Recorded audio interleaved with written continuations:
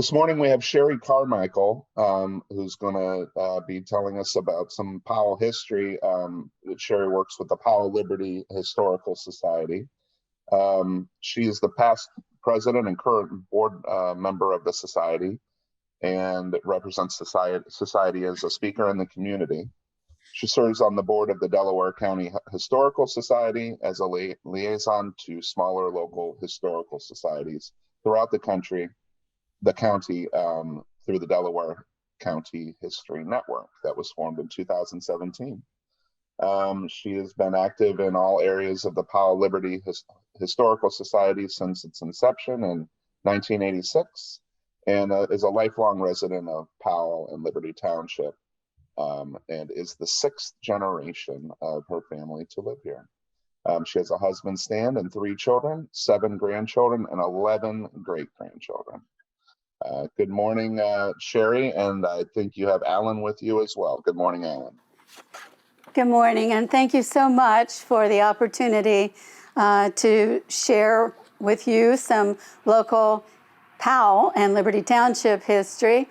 A year ago, exactly, you had us come and speak to your group before COVID, and we were able to share the walking tour video that we did of downtown Powell. Because you've just heard a lot about Powell a year ago from us, we did a little different take on the history and thought we would maybe be able to interest you in learning some about the one-room school houses that are still standing in Liberty Township and a couple that are not. And so with that, I will certainly thank Alan for helping me with this PowerPoint presentation. And as always, there is the disclaimer that a lot of what you're going to learn today is 100 years old or older information.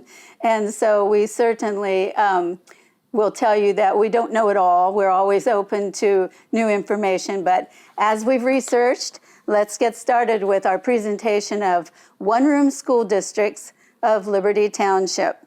And I'd like to start with this quotation. Liberty Township is one of the wealthy and flourishing subdivisions of the county.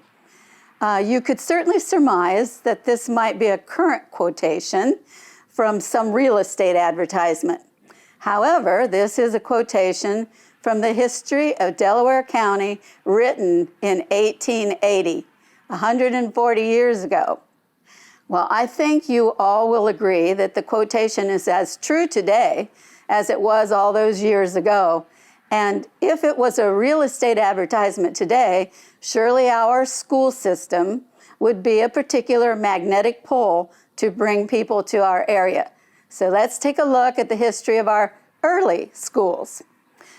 Liberty Township is the cradle of civilization for Delaware County because it precedes the county establishment by 7 years.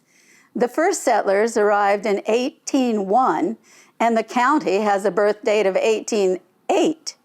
The first family to settle was the Nathan Carpenter family, which included 10 children.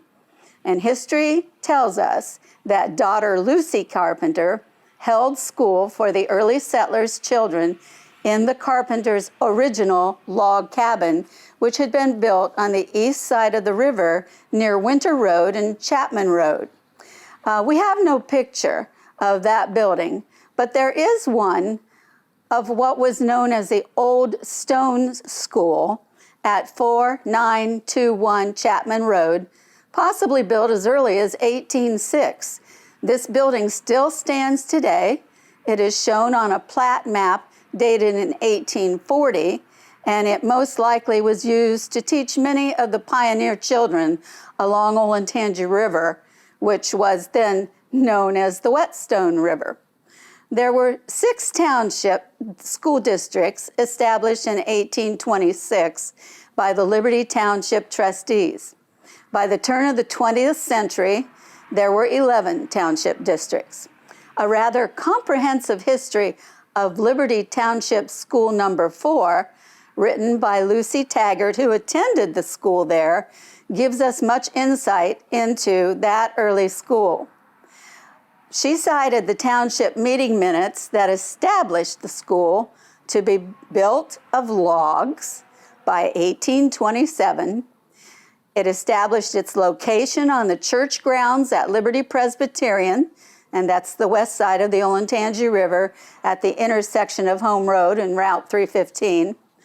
It established its dimensions, the households to be served, and those who helped to erect the building with the hours of labor they performed.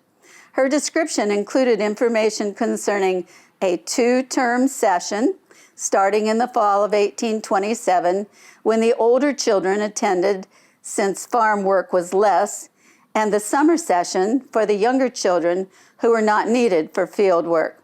She tells of fond memories of starting each day with prayer and Bible reading, of sharing her teacher with all other ages and grades of students in the same room, of fetching water, drinking water from the river, of recess and games and playing in the covered bridge during the rain. The older boys were even allowed to explore the nearby caves, which we know as Olentangy Caverns. By 1830, the log building had been replaced by a frame building, which in turn was replaced in 1885 with a brick building. The school was closed and torn down in 1914 as the students were consolidated into the newly built Hyatt School. The Hyatt School was located on the corner of North Liberty and Hyatts Road, and there is yet today a cornerstone of that one-room brick school once located on the church grounds. The following information will highlight the other 10 schools and their locations. District number 1 was one of the original 6 districts formed by the township trustees in 1826 and was known as the Bartholomew or Goodrich School. This was located on the east side of Olentangy River Road, south of Powell Road and Jewett Road at 9959 Olentangy River Road. It is thought that the land for the school was given by Major Bartholomew. The brick building on this site was remodeled into a residence after 1911 when the Southern Township one-room schools consolidated to form Powell School, which sat on the north side of East Olentangy Street, east of Grace Drive, at the present-day Powell Center site. Both Bartholomew and Goodrich families were very early settlers to the township. District number 2 was also one of the original 6 districts formed by the township trustees in 1826 and was known as the Williams or Case School. It started as log and was built on the west side of the Olentangy River, but on the east side of the road, near the river.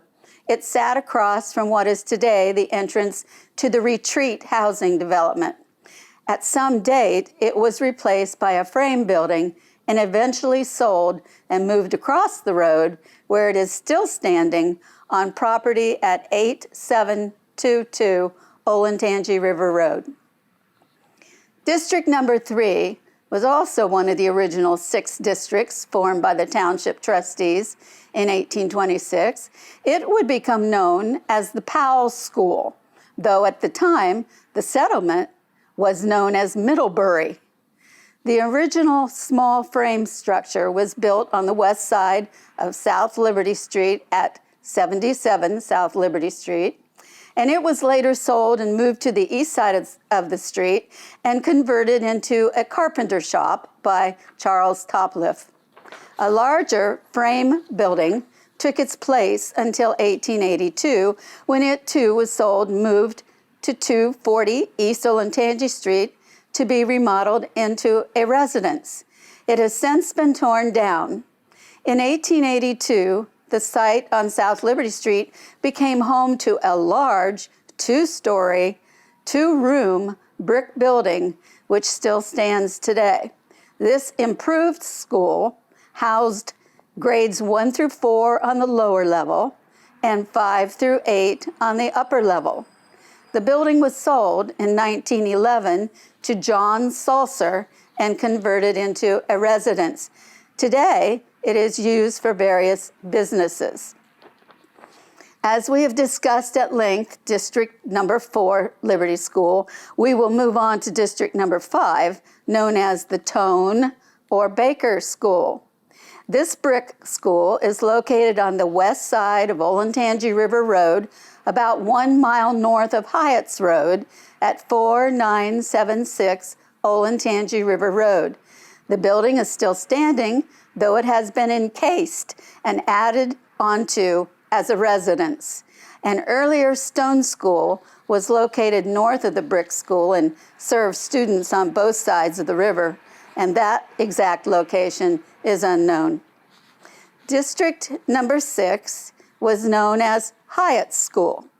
This school was located on property given by H.A. Hyatt, who founded the village of Hyatts in 1875. It was located on the east side of North Liberty Road, just north of Hyatt's Road. This frame building was torn down after the erection of the Hyatt School in 1915 at that same location. The location of both schools is the present site of Hyatt's Park. District number 7 was known as Boardman School. This brick building was built in 1882 at the corner of North Liberty and Benaller Roads at 4754 North Liberty Road. It is approximately 2 miles north of Hyatt's. An original frame building was moved north to the east side of the road and a house built around it. The 1882 brick building still stands and is now a residence. It was closed as a school in 1914 to be consolidated with pupils attending the new Hyatt School. District number 8 was known as Turkey Pen School, and this brick school was built in 1889 and is located on the south side of Rutherford Road, which was formerly named Turkey Pen Road, at 2963 Rutherford Road. After consolidation to Powell School in 1911, the building was converted into a residence. District number 9 was known as the Bovee School. This brick building, built in 1891, was built on land sold by John Williams on the north side of Powell Road, 1 mile west of the city of Powell. This was located on a section of Powell Road, which ended at the Scioto River, but has since been closed. The building has now found a new educational purpose as it has been incorporated into a staging area within the Columbus Zoo Heart of Africa exhibit. The students and teachers of Bovee School held yearly reunions for many years after its closing in 1911 due to the consolidation to Powell School. District number 10 was known as Chickahominy. A history of Chickahominy School, written by a former student and teacher, Alma Thomas, sheds light on the unusual name of this school. In 1864, Susie Thomas was persuaded by her neighbors to open a school in her log home. Her husband, Ural, was serving in the Civil War, thus the name of the first school on Stites Road. After the war, a frame building was constructed on Alva McComer's land on the west side of Stites Road, and then a brick structure followed in 1901 on Orrin Power's property on the east side of Stites Road. This building still stands today at 6711 Stites Road and has been remodeled into a private residence. An interesting part of this is that the addition to the original school building during remodeling was actually a work shed removed from the O'Shaughnessy Dam project. Also of interest is the information that for a period before the brick building was completed, students went to school at a United Baptist Church south of the building site. That building became a granary on a nearby farm, and this school was sometimes referred to as Liberty Special. Lastly, District number 11 was known as the Patton School. This school was located 1 mile west of North Liberty Road on Bunty Station Road on property belonging to Willard Patton. The original building was frame and built on the south side of the road. A new brick building was constructed on the north side of Bunty Station in 1900. For a time, the first school was used as a Sunday school. We do not think this school is standing. The consolidation of the southern districts in 1911 for the opening of the Powell School offered considerably more space for each grade, with 2 classes per teacher and the addition of high school courses. The same became true 4 years later for the northern districts, as Hyatt School offered the same for their students. Thus, the era of one-room schools in Liberty Township came to an end. In 1913, Superintendent Edgar Law wrote, "We have come to realize that all our hopes and future prosperity, integrity, and government lie hidden among the youth of today, and that nothing is too good for them. The one-room school has served its day." In 1953, the opening of the original Olentangy High School on Shanahan Road near Lewis Center consolidated Powell, Hyatt's, Orange, and Berlin high schools, forming the Liberty Union Local School District, which was later renamed Olentangy Local School District. In these modern days of the 21st century, as in the days of the last 2 centuries, we continue to upgrade the educational experiences of our children's future because they are our future. And so we come full circle to our opening statement. Liberty Township is one of the wealthy and flourishing subdivisions of the county. Thank you.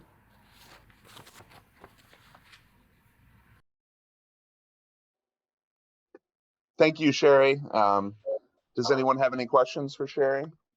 I have a question. Sherry, who maintains the buildings that are currently there? Are they private, or is the township maintaining those? Some of those look like they're really well landscaped, and some look like they're in rough shape. All of these schools have been bought and either moved to, as the one school that I talked about, moved across the road and onto a residence, and it's just part of their property. And then a lot of those schools, as I mentioned, were turned into residences, and they're actually being lived in right now. I've been able to be into 3 of them recently. The Baker School is the one that was encased in a house on Olentangy River Road, and those folks have recently begun restoring, showing the brick, which is inside their house now, taking up the floor and just, really making it into their own home, but with the history exposed. And then, of course, several of the houses are residences that are being lived in right now. Boardman School, that is north of Hyatt's, has been lived in for some time. And also the one on Rutherford Road, been in there. And a lot of these people, even before we did this particular program, put this together, I should say, as a PowerPoint, we had given, they had come to us for the history of their building. So I believe in this report, there are only like 3 that are no longer standing. So they are not kept by the township. They are all personal property now. There is the one house schoolhouse near Jewett Road on Olentangy River. And that belongs to the owners of the house to the south. It's not in good repair, I don't believe, and I don't know what they're going to do with it, but so far it's still standing there. It had been a residence. Even as I was a girl, there was a young man that lived there that was about a year younger than me, and he just got his driver's license and had a wreck just outside the window that they could look out and see, and was killed. And so the fence that is around that property was placed there by his family. They did not want to look out every day to see the site where their son had been killed. So that house that you see at the near Jewett Road, that is why the fence is there. And it's a sad story. But those people have left that area, and the house was sold to the people who have a beautiful home just to the south. I find it very interesting that the Powell School on South Liberty, that was the two-story,